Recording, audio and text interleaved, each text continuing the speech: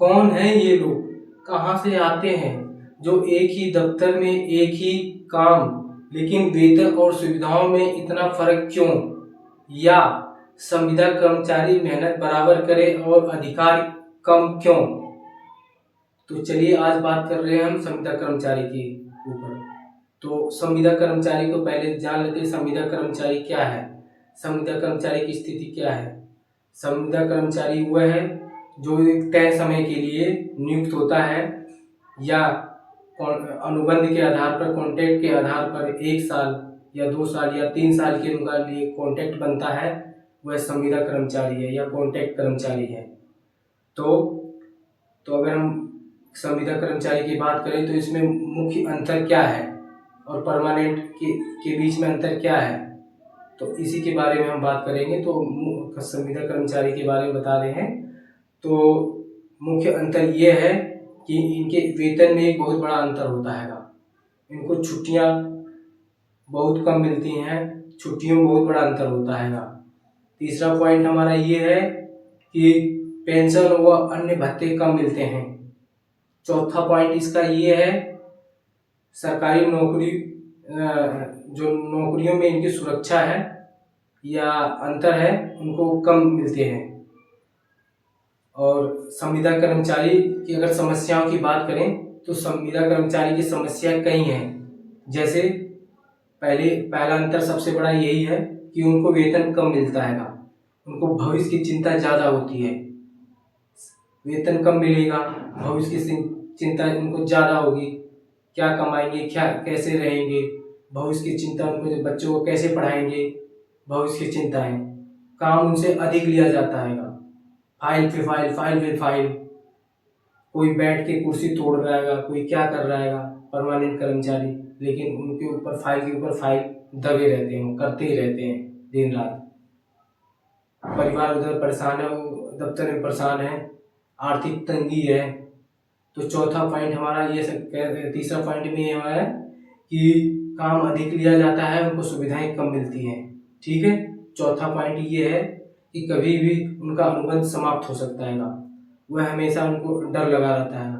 पर परमानेंट कर्मचारियों से हमेशा मेल तालमेल बैठाने की कोशिश करते हैं, लेकिन ऐसा संभव नहीं। हमेशा परमानेंट कर्मचारियों को हमेशा दबा के रखते हैं, वो कुर्सी तोड़ेंगे, काम के ऊपर काम लादते रहेंगे। एक तो काम करके मर रहा है, दूसरा कुर्सी तोड़ रहा है, मजे मार रहा है। तो स्थिति ये है।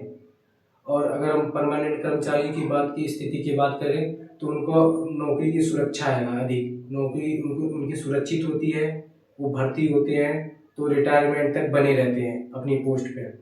और दूसरा पॉइंट है, उनको समयानुसार उनका प्रमोशन होता है। जैसे कोई फिक्स करके रखता है, कोई सरकारी कंपनी या निजी कंपनी जो परमानेंट कर्मचारियों को रखती हैं, तो कोई 10 साल में प्रमोशन देती है, कोई 7 साल में प्रमोशन देती है, कोई 5 साल में प्रमोशन देती हैं। तो अपने विभाग के ऊपर ये निर्भर करता है, उनके विभाग के ऊपर।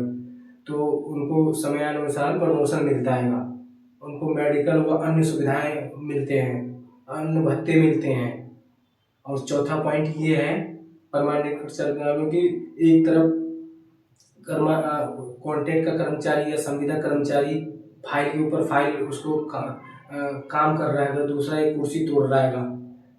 पांचवा पॉइंट ये है कि दूसरी तरफ जो वेतन की उनकी पर्चियां होती हैं, कॉन्ट्रैक्ट कर्मचारी या संविदा कर्मचारी या परमानेंट कर्मचारी जो होते हैं सर, उनकी वेतन की अगर पर्चियां की तुलना की जाए तो बहुत बड़ा अंतर होता है। एक पार आएगा 20,000, दूसरा पार आएगा 80,000।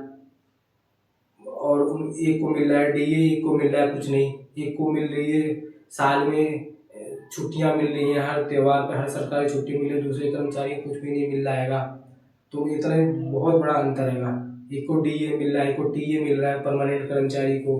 तो कॉन्ट्रैक्ट कर्मचारी को ऐसा नहीं, जो सरकारी छुट्टियां उस दिन भी जाए वो भी जाते हैं बेचारे, लेकिन उनको उस काम के उसको पैसे नहीं मिलते हैं, सरकार को बताओ पैसे नहीं मिलते हैं। और सातवां पॉइंट हम बात करें तो सातवां पॉइंट ये है कि जो परमानेंट कर्मचारी होता है उनका परिवार खुशहाल होता है और मतलब हर स्थिति में अपने आप को ढलने के अनुकूल होता है, हर काम कर सकता है।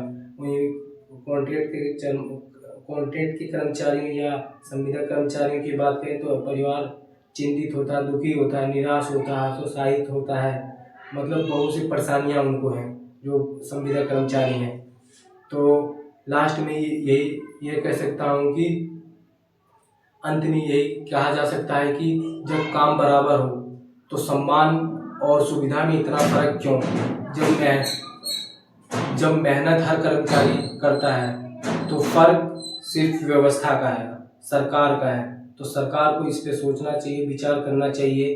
अभी कुछ दिन पहले दिल्ली में मेडिकल के जो कॉन्ट्रैक्ट कर्मचारी हैं वो सरकार को जगाने के माध्यम से एक थाली में आधी रोटी रख रही हैं।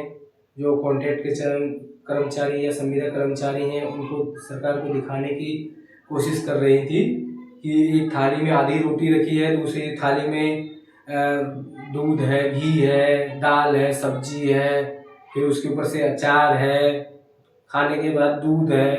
तो मतलब सरकार को दिखाने की स्थिति करी गई थी कि एक तरफ तो परमानेंट कर्मचारी है, एक तरफ कॉन्ट्रैक्ट कर्मचारी है, तो इतना बड़ा अंतर क्यों है? तो ये अंतर ये है, उनको देख लीजिए कि ये खाने पीने में भी अंतर रहेगा। संविदा कर्मचारी क्या खाते हैं, क्या नहीं खाते हैं, और परमानेंट कर्मचारी क्या खाते हैं, क्या नहीं खाते हैं, उनके रहन सहन में रहेगा। जबकि परमानेंट कर्मचारियों को उनको हाउस के भी पैसे मिलते हैं, रहने के भी पैसे मिलते हैं, जाने के भी मिलते हैं। तो सरकार के ऊपर इसमें ध्यान देना चाहिए। अंत में यही कह सकते हैं कि कॉन्ट्रैक्ट के कर्मचारियों को उनके हक का पैसा मिले। जब काम बराबर है तो पैसा भी बराबर दिया जाए। ऐसी स्थिति एक बार डीटीसी में भी उत्पन्न हुई थी। डीटीसी कर्मचारी भी बहुत ही समस्या से पीड़ित हैं। तो दिल्ली सरकार को इसके ऊपर बहुत ज़्यादा ध्यान देना चाहिए। उनको उनके हक का पैसा दिया जाना चाहिए। कॉन्ट्रैक्ट कर्मचारियों की स्थिति बहुत ही दुखदायी है, तो इसलिए उनको जल्द से जल्द, अभी अखबारों में आया था कि डीए लागू होने वाला है, तो डीए सरकार को जल्द से जल्द लागू कर दे, उनका मान सम्मान थोड़ा बढ़ सके, खुशहाल हो सके। तो मैं यही कहूँगा कि सरकार इस तरफ ध्यान दे, केंद्र सरकार इस तरफ ध्यान दे। तो आगे के लिए, अभी के लिए इतना ही। तो